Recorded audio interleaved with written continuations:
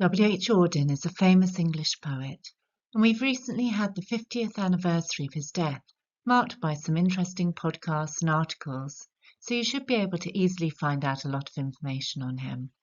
I'll give you some key bits here which will be useful if you're studying funeral blues for your IGCSE examination. W H Auden was born in Yorkshire in 1903. He attended public school and then Christ Church, Oxford. Following university, he worked as a schoolmaster to fund himself whilst he carved out a literary career. He was a prolific writer and achieved early success with his poetry. Just before the outbreak of war in 1939, Auden moved to America. There he met and fell in love with the poet Chester Kalman, who was to be his long-term partner and artistic collaborator. They wrote opera librettos together. It was a complicated relationship. Auden loved him until his death in 1973. Kalman died a couple of years later at the age of only 54.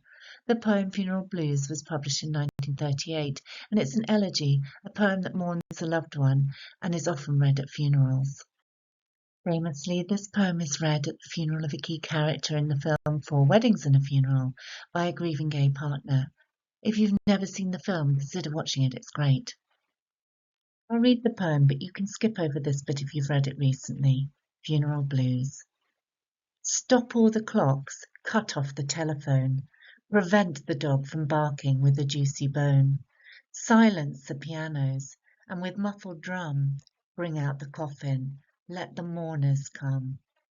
Let aeroplanes circle, moaning overhead, scribbling on the sky the message, he is dead. Put crape bows round the white necks of the public doves. Let the traffic policemen wear black cotton gloves. He was my north, my south, my east and west, my working week and my Sunday rest, my noon, my midnight, my talk, my song. I thought that love would last forever. I was wrong. The stars are not wanted now. Put out every one. Pack up the moon and dismantle the sun. Pour away the ocean and sweep up the wood, for nothing now can ever come to any good. Let's look more closely at the connotations of the title. The noun funeral, of course, has connotations of mourning, darkness and loss, and this poem is full of grief and despair. Blues is an interesting diction choice because it hints at depression and feeling blue. But it's also a musical genre which came out of the slave trade and the misery connected with that forced incarceration and labour. Death and the devastating sadness associated with it are immediately established as key themes. With Chester Kalman, Auden wrote opera librettos and cabaret songs, and in fact some lines from this poem originally appeared in a play and then a cabaret song. So it's interesting we see musical references in the first quatrain. Pianos are mentioned, but the poetic voice wants them silenced because their beautiful sound is not appropriate in his time of grief. Instead, the speaker wants a muffled drum to mark out the sadness of the occasion, as was common in Victorian funerals, where a drum would mark the pace of the funeral cortege and the carried coffin being walked into the church by the pallbearers. Because of the steady rhythm and rhyme of this poem, it does feel rather musical and like a funeral dirge. Look also at the amount of assonance at this point, which seems to echo the sound of the drum. For instance, the words muffled, drum, hum. Interestingly, this sound reappears later, for example, in the diction choices one, sun, hum.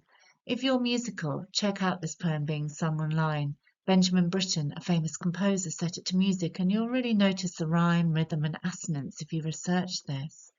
The poetic voice doesn't even want to hear the usual domestic sounds of a ticking clock or the ringing of a telephone.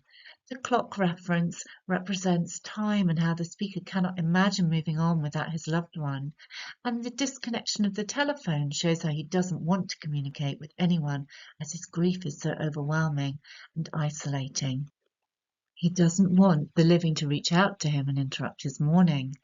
In this stanza, the speaker's grief seems very personal. He can't even bear the noise of a dog barking, so it needs to be distracted with a bone. The other thing to notice in this stanza is the use of imperatives. They are the bossy verb or command verb, and we have loads of them: stop, cut, prevent, silence, bring. And the speaker commands life to stop interrupting his grief. They all create a forceful, angry tone as they are quite clipped or pert. And the rhythm of the imperatives is quite forceful too. For instance, we have a spondy, a type of metrical foot with two stressed syllables in stop all, and a trochee in silence, i.e. a stressed and then an unstressed syllable.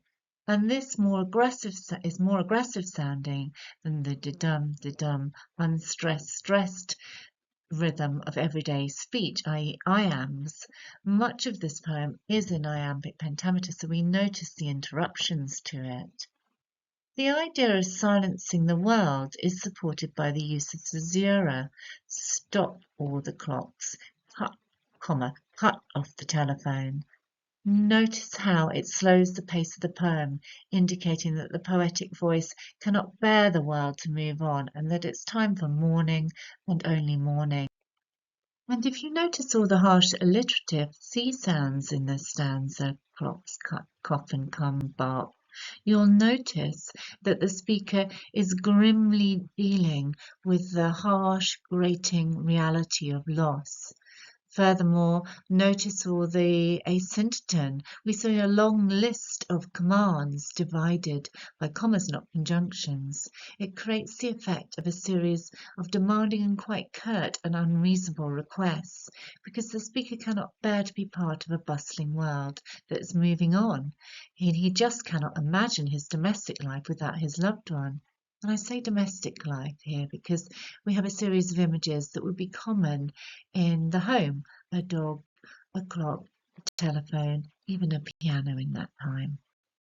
However, the second stanza focuses on a more public outpouring of grief, which the speaker clearly feels his loved one deserves. The reader gets the impression that everyone and anyone should be mourning the loss of this man because he was so important to the speaker. In the second stanza, the images create quite a hyperbolic tone. It all seems over the top. There's a series of excessive and unreasonable requests, as if nothing, not even the most grandiose of gestures, can express the enormity of the speaker's loss. Notice also the mournful O assonance in aeroplanes moaning overhead. And the diphthong in the verb moaning makes it a really mournful onomatopoeic word. The image of the planes scribbling in the sky with their vapor trails is also significant. The only occasions that I've seen planes write a message in the sky is when they proclaim a significant message such as "I love you" or "marry me" with their vapor trails. So "he is dead" is shocking. It's a shocking and significant announcement and quite unexpected. It's capitalized to make it even more emphatic, and the capitalization of the personal pronoun he indicates just how important this lost loved one was to the speaker. It implies worship or adoration too, as we capitalize he when referring to Jesus or God in the Bible. And the emphasis on the pronoun he is also notable, as it potentially alludes to a relationship with another man at a time when homosexuality was illegal. The verb choice scribbling is interesting because the vapor trail does look like a crayon drawing. It does look a bit childish. And his grief is so overwhelming in this stanza that it does at times seem like a tantrum. The slightly scraping or hissing sounds in scribbling and sky reinforce this sense of anger. And the next thing that the speaker craves to mark his partner's loss is crape bows on the public doves, i.e. pigeons. Notice all the plosive alliteration here, indicating that the speaker's grief is enormous and explosive. And in this stanza, he wants the mourning to be made very public, like a state funeral. Black crape armbands were used as a mark of respect when in mourning in the Regency and Victorian periods. And the speaker even wants the policemen who would in the days before traffic lights direct traffic with their white, highly visible gloves to wear black ones instead, as a mark of respect and public mourning. In the next quatrain, we have possibly the most memorable lines of the poem, with a lot of listing or asyndeton, which creates an intensive cumulative effect to show just how much the deceased man, he, was loved. The north, south, east, and west referred to makes us envisage a compass, and this metaphor implies that the bereaved speaker is left disorientated and directionless without the guidance of his partner. Count the number of possessive pronouns in this stanza. We can see the closeness of the relationship through the use of them. It also creates an unsettling effect in the reader. It makes us realize that we could lose someone who we see all the time, someone that we assume will always be with us. We get the impression that the speaker had never imagined that this relationship would end because it was so strong. Now, when you think about it logically, that sentiment is a bit unrealistic as we're all mortal, but it certainly adds to the passionate tone of the poem. The now deceased loved one had filled the speaker's whole diary, his working week and his day of rest, which until very recently was Sunday, the Sabbath. Sunday also has connotations of religion and peace and devotion, and we can link this with the capitalization of he earlier on in the poem. So these images of the compass and the diary imply that the speaker's partner had given him direction, drive, company, inspiration, which is why he's left bereft without him. The closeness of the relationship is also shown in the third line of the stanza, where it is implied that he wanted to spend all day every day with his partner, both noon and midnight. There's a sense of pathos and anticlimax in the final line of the stanza. I thought that love would last forever.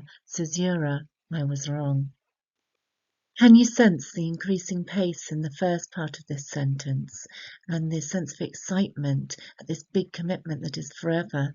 Forever is such a long time.